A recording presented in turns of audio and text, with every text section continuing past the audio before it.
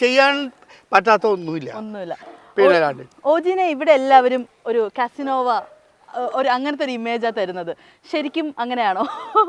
അതെന്തൊരു ചോദ്യമാണ്. അതെനിക്കൊരു പിടിയില്ല. കാസർഗോഡാണ് അല്ലെങ്കിൽ അല്ല, അത്രേ ഉള്ളൂ. അതെ, അവരാരെന്ത് വിചാരിച്ചാലും നമുക്കെന്താ തന്നെ പറ്റി വേറെ ആരെങ്കിലും എന്തെങ്കിലും വിചാരിച്ചുകൊണ്ട് തനിക്ക് കുഴപ്പമുണ്ടോ? ഇല്ലല്ലോ. തൻ്റെ വീട്ടുകാരാണ് തൻ്റെ അല്ലേ ബാക്ക് ബോൺ. അത്രേ തൻ്റെ തൻ്റെ ഭർത്താവോ തൻ്റെ ബോയ് ഫ്രണ്ടോ ആരെങ്കിലും ഒക്കെ ആയിരിക്കും തൻ്റെ ബാക്ക് ബോൺ. അത്രയല്ലേ ഉള്ളൂ. പിന്നെ എന്തിനാണ് ആരെന്ത് കാര്യം പണി നോക്കാൻ പറ. പിന്നെ ഏറ്റവും കൂടുതൽ വീഡിയോസ് റീച്ച് കൂടുതൽ കിട്ടുന്നത് എനിക്ക് തോന്നുന്നു വിത്ത് ഗേൾസ് ഗ്യാങ് വീഡിയോസിനൊക്കെ ആയിരിക്കും. അത് മലയാളി മെന്റാലിറ്റി അല്ലേ. മലയാളികൾ ഇങ്ങനെ കുറച്ച് പിള്ളേരൊക്കെ ആയിട്ട് നിന്ന് കഴിഞ്ഞാൽ അപ്പം തന്നെ മലയാളികൾ ഹാപ്പിയായി. യെസ്, അത് ഭയങ്കര ഒരു ഫീലാണ് മലയാളികൾക്ക്. അപ്പം നമുക്ക് വലിയ സന്തോഷമാണ്. എല്ലാവരും ഹാപ്പിയായി അല്ലേ. അത് തന്നെ. പിന്നെ കുറേ നെഗറ്റീവ് കമന്റ്സ് ഉണ്ടാവും, അതും എനിക്ക് സന്തോഷമാണ്. അത് തന്നെ. വിഷമാവോ അങ്ങനെയൊക്കെ കമന്റ്സ് വരും. ഭയങ്കര ഇതാണ്. ഇതെന്താ ഫാമിലിയും കാണണമല്ലേ, പിന്നെ എന്താ എൻ്റെ പിള്ളേരും കാണണമല്ലേ, എൻ്റെ ഭാര്യയും കാണണമല്ലേ. അത്രേ ഉള്ളൂ കാര്യങ്ങളായിരുന്നു. ട്രസ്റ്റ് അത് തന്നെ. താൻ രാത്രി 12 മണിക്ക് താൻ വേറെ ആരെങ്കിലും പോയാല് എവിടെയെങ്കിലും ഡിന്നറിന് പോയാല് തൻ്റെ ഭർത്താവ് തന്നെ ട്രസ്റ്റ് ചെയ്യോ? ഇല്ലേ? എന്നെ ട്രസ്റ്റ് ചെയ്യും. അത്ര ഉള്ളത് പറഞ്ഞാൽ എല്ലാ 100% ട്രസ്റ്റ് ചെയ്യും. സി അവിടെയാണ് നമ്മളെങ്ങനെ ലൈഫ് കാണുന്നു എന്നുള്ളതാണ്. മനസ്സിലായോ? അത് നമ്മുടെ എങ്ങനെ വളർത്തിയത്, നമ്മളെങ്ങനെയാണ് വളർന്നു വന്ന സാഹചര്യം, ഇതൊക്കെ നമ്മുടെ കൗണ്ട് ചെയ്യും. അതാ. സോ ഓജിയുടെ ലവ് എന്താണ്? ലവ് ഒറ്റ ലവ് ഉള്ളു, ഭാര്യ. വേറെ ലവ് ഒന്നുമില്ല. ഈ വീഡിയോ കാണുന്നവരൊക്കെ വിചാരിക്കും കാണുന്ന പെൺപിള്ളേരോട് എല്ലാം ലവ് ആണെന്ന്. എനിക്ക് എല്ലാവരും ലവ് ആണ്. എൻ്റെ 22 ഫീമെയിൽ സത്താറിനെ കൊണ്ടൊരു ഡയലോഗ് ഉണ്ട്, എല്ലാവരെയും പ്രേമിക്കണം. മനസ്സിലായില്ലേ? എല്ലാവരെയും പ്രേമിക്കണം. അത് തന്നെ. അത് വൺ ലവ്. പ്രേമവും ലവും ഭയങ്കര വ്യത്യാസമുണ്ട്. സ്നേഹം. അപ്പൊ എല്ലാവരും പ്രേമിക്കണം. അതെ. സോ സത്താറ് സ്വിമ്മിംഗ് പൂളിൽ കിടന്നൊരു ഡയലോഗ് ഉണ്ട്. അതെ.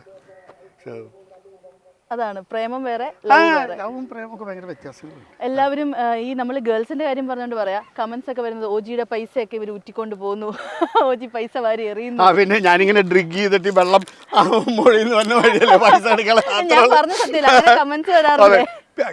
ഒന്ന് കമന്റ്സ് ഞാൻ വായിക്കാറില്ല. ഇല്ല, ഐ നെവർ. എനിക്ക് സമയം കിട്ടില്ലടോ. ഇവിടെ എനിക്ക് രാവിലെ 8 മണി മുതൽ ഞാൻ രാത്രി 11 മണി വരെ പണിയെടുക്കുന്ന ആളാണ്.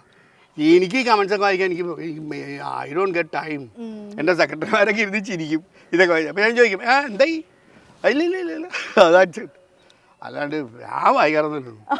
പിന്നെ അതൊക്കെ അതിൻ്റെ വഴിക്ക് നടക്കത്തില്ല. പിന്നെ അല്ലാതെ ഈ നമ്മൾ ഈ കാണുന്ന റീൽസിലൊക്കെ കാണുന്ന ഓജിയും റിയൽ ലൈഫ് ഓജിയും തമ്മിൽ വ്യത്യാസങ്ങൾ ഉണ്ടോന്ന്? എന്ത് വ്യത്യാസം? ഞാൻ കുറെ പെണ്ണുങ്ങളായിട്ട് നടനടിക്കും, അതൊക്കെ അടിക്കും, അതൊക്കെ തന്നെ. അതെന്താ റിയലും അതുപോലെ തന്നെ ഉള്ളതാണ്. അതിനെന്താ അത്രേ ഉള്ളൂ. അതുള്ള തന്നെ. പിന്നെ അല്ലാണ്ട് ഉള്ള ഞാൻ പച്ചക്ക് ഇടുന്നുണ്ട് അല്ലേ. എല്ലാവരും രാത്രി മുണ്ടിട്ട് വേലിയാടി പോവും. ഞാനത് ചെയ്യുന്നില്ല. ഞാനുള്ള കാര്യം ഓപ്പണായിട്ട് എന്നാ പാടാ. അതല്ലേ, അത്രേ ഉള്ളൂ. അല്ലാതെ സിമ്പിൾ. പിന്നെ മുകളിലാകാശം, കീഴെ ഭൂമി, ശൂന്യാകാശം. അപ്പൊ സംസാരിച്ച് നിക്കാൻ ഇത്തിരി ബുദ്ധിമുട്ടാ. അത് എക്സ്പീരിയൻസിന്റെ അല്ലേ, അത്രേ ഉള്ളൂ. ഈ ബിസിനസ് ലൈഫ് ഉണ്ടല്ലോ, ഇതെങ്ങനെയാ സ്റ്റാർട്ട് ചെയ്തത്? ശരിക്കും പറഞ്ഞാല് നമുക്ക് അറിയാത്ത കുറെ സ്റ്റോറീസ് ഉണ്ടാവുമല്ലോ. അതെ. എന്താ കാര്യം എന്ന് വെച്ചാ, ഇവിടെ വൈകുന്നേരം ഞങ്ങൾ കോളേജ് പഠിക്കുമ്പോൾ വൈകുന്നേരം 2 രൂപ അടിക്കാനായിട്ട് പൈസ വീട്ടിൽ നിന്നൊന്നും കിട്ടൂല. അപ്പൊ അതെങ്ങനെ ഉണ്ടാക്കണം എന്നാണ് ആദ്യത്തെ തിങ്കിങ്. വേറെ ലയബിലിറ്റി ഒന്നും ഇല്ലല്ലോ. അപ്പോൾ ഈ സ്വർണ്ണ ചെയിൻ ഉണ്ടായിരുന്നു, അതിങ്ങനെ കട്ട് ചെയ്ത് വിറ്റും. ഇങ്ങനെ ഇത്രയും വിൽക്കും, തീരാറായി. അത് കഴിഞ്ഞ് ഞാൻ എന്തെന്ന് വെച്ചാൽ, ഇത് ഇത്ര പറമ്പല്ലേ, കംപ്ലീറ്റ് തെങ്ങ. ഇത് ഫുള്ള് തറവാടാണ്.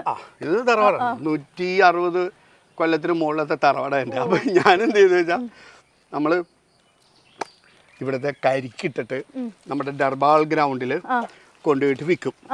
ഞാൻ തന്നെ ചെത്തു. I am very expert in it. ആ പൈസ കൊണ്ടുപോയിട്ട് വൈകുന്നേരം സംഗതി. ടെർമിനസ് എന്ന് പറഞ്ഞൊരു ബാറുണ്ട്. ഞാൻ എൻ്റെ ഒരു കൊച്ചി സ്റ്റോറീസിൽ ഞാൻ പറഞ്ഞിരുന്നു ടെർമിനസ് ബാറിൽ. വൈകുന്നേരം ആകുമ്പം ടെർമിനസ് ബാറിൽ കയറി അത് തീർക്കും. അങ്ങനെ തുടങ്ങിയ ബിസിനസ്സാണ്. പിന്നെ അതുപോലെ തന്നെ 3-in-1 കേട്ടിട്ടുണ്ട്. അതെ ഇല്ല, ജെൻസി കിഡ്സ് 3-in-1 എന്താന്ന് കേട്ടിട്ടില്ല. 3-in-1 എന്ന് പറഞ്ഞു കഴിഞ്ഞാൽ ഇങ്ങനെ ഒരു പ്ലെയറിൽ കാസറ്റ്, റെക്കോർഡ് പ്ലെയർ, റേഡിയോ ഇങ്ങനെയൊക്കെ പറഞ്ഞാണ് 3-in-1 ഒരു ബോക്സാണ്. അപ്പോൾ 3-in-1 എന്ത് ചെയ്യുന്നത് വെച്ചാൽ അത് വിറ്റ് സ്കൂട്ടർ മേടിക്കും. ആ സ്കൂട്ടർ വിറ്റിട്ട് അപ്പോൾ അതിൽ നിന്ന് കിട്ടുന്ന ചില പൈസകളുണ്ട് എക്സ്ചേഞ്ചിൽ വരുന്നത്. എക്സാക്ട്ലി. അങ്ങനെ ചെറിയ ചെറിയ ബിസിനസ് തുടങ്ങി then that was in 80s. പിന്നെ ഞാനെന്ത് ചോദിച്ചാൽ I was a racing driver. So പിന്നെ ഒരു 92-ൽ ഞാൻ റിട്ടയർ ചെയ്തത് റേസിംഗ് ഫീൽഡിൽ നിന്ന്. അപ്പോൾ റേസിംഗ് എന്ന് പറയുമ്പോൾ ഞങ്ങൾക്ക് we have to drive so many rallies in India എന്നാലേ പോയിന്റ്സ് കയറത്തുള്ളൂ. So because I was number 2 in India. Farad Bathena was number 1, ഞാൻ നമ്പർ 2 ആയി. അപ്പം ഞാൻ സ്പോൺസേഡ് ആണ്. So I drive all over India. അപ്പോൾ പോയിന്റ്സിൽ എനിക്ക് വന്നപ്പം ഐ വാസ് നമ്പർ 2. അപ്പോൾ എല്ലാ മാസവും ഓടിച്ചേ പറ്റൂ. അപ്പോൾ സ്പോൺസേഡാണ്. അപ്പോൾ പൈസ ഉണ്ട്. അതുപോലെ തന്നെ ഓൾ ഓവർ ഇന്ത്യ ഫാൻസ്, ബഹളം. അതല്ലേടോ ഈ സിനിമ. അന്ന് ഈ സിനിമ നടന്മാർക്ക് ആർക്ക് ഫാൻസ് ഉണ്ടോ അല്ലേ? അതിൽ പറയണേ നമ്മൾ ആ കാലഘട്ടത്തിൽ 80s ഞങ്ങളൊക്കെ കാണാനായിട്ട് ആൾക്കാർ വന്ന് നിൽക്കും. മനസ്സിലായല്ലോ? ആ സമയത്തൊക്കെ ഒരു ഫാൻസിന്റെ ഒരു അപ്രോച്ച് എന്നൊക്കെ പറയുമ്പോഴത്തേക്ക് അധികം ആർക്കും കിട്ടാത്തല്ലേ? Something different. ആൻഡ് നമുക്ക് ഇൻസ്റ്റ ഇല്ലല്ലോ. ഇല്ല. There is no social media. ഞങ്ങൾക്കുള്ളത് ആ ഒറിജിനൽ ഓർഗാനിക് ഓർഗാനിക് ഫാൻസ്. ഞങ്ങൾ ഓടിക്കണ കാണാൻ വേണ്ടി വന്ന് നിൽക്കണ. മനസ്സിലായല്ലോ? That is different. അപ്പൊ അന്ന് നമുക്ക് ആ ഒരു ഫെയിം, അങ്ങനത്തെ ഒരു ഓൾ ഓവർ ഇന്ത്യയാണ് നമ്മൾക്ക് ഓടിച്ചിരുന്നത്. അപ്പൊ ആ ഒരു ഫെയിം ആ കാലഘട്ടത്തിലുണ്ട്. ഇന്നും ആരും നമ്മളെ മറക്കൂല. ആ കാലഘട്ടത്തിൽ റാലി ഓടിച്ചിരുന്ന ആരും തന്നെ മറക്കത്തില്ല. ബിക്കോസ് ടേക്ക് കരിവർദ്ധൻ, കരി ട്രാക്ക് എന്ന് പറഞ്ഞ് കോയമ്പത്തൂരുണ്ട്. കരിയാണ് എൻ്റെ racing godfather, Jinan and Kari. So Kari സ്വന്തമായിട്ട് ഫ്ലൈറ്റ് ഉണ്ട്, എയർക്രാഫ്റ്റ് ഉണ്ട്, മുകളിൽ വെച്ചിട്ട് പൊട്ടിപ്പോയി മരിച്ചുപോയി. കരിയുടെ പേരിലാണ് Kari track. Okay. Kari use to tune my machines. അതൊക്കെ വേറെ ലെവല്, വേറെ സൈഡിലോട്ട് പോയി. അപ്പൊ ഈ ബിസിനസിന്റെ കാര്യം പറയുകയാണെങ്കിൽ അപ്പൊ ഇതൊക്കെ കഴിഞ്ഞു, അങ്ങനെ പൈസ ഉണ്ടാക്കി, പിന്നെ എങ്ങനെ മെയിൻ ബിസിനസ്സിലോട്ട് എത്തി? മെയിൻ ബിസിനസ് എന്ന് പറഞ്ഞാൽ ഈ തനി കേരള ഡിപ്ലോമാറ്റ് എന്ന് കേട്ടിട്ടുണ്ടോ? ഇല്ല. എൻ്റെ എന്ന് പറഞ്ഞാൽ കഷ്ടമാണ്. അത് നമ്മൾ പണ്ട് ബീവറേജ് കിട്ടുന്ന പച്ചക്കുപ്പി വിസ്കിയാണ് കേരള ഡിപ്ലോമാറ്റ്. ആ ഉച്ചയ്ക്ക് അത് അടിച്ചിട്ട് നല്ല ചോറും കൂടി കഴിച്ചാൽ അസലായിട്ട് കിടന്നുറങ്ങാം. അപ്പം ഞാനിങ്ങനെ ഉച്ചയ്ക്ക് കിടന്നുറങ്ങും അങ്ങനെ ഇതടിച്ചിട്ട്. അപ്പോൾ എൻ്റെ ഒരു നെയ്ബറുണ്ട്, പുള്ളി അടുത്ത് പറയും എന്തെങ്കിലും ഒന്നും ചെയ്യുക എന്ന് പറഞ്ഞു. അങ്ങനെ എന്നെ സ്റ്റോക്ക് എക്സ്ചേഞ്ച് മെമ്പറാക്കുകയാണ്. പിന്നെ ഞാനൊന്ന് ബോംബെക്ക് പോയി. പിന്നെ കത്തി പടർന്ന്. അത് വേറെ ലെവല്. മാസം അതൊരു മാസം. പിന്നെ ഞാനൊന്ന് ബോംബെക്ക് പോയി. പിന്നെ വേറെ ലെവല്. ആ ലെവലൊന്നും പറഞ്ഞു കഴിഞ്ഞാൽ മനസ്സിലാവില്ല ആർക്കും.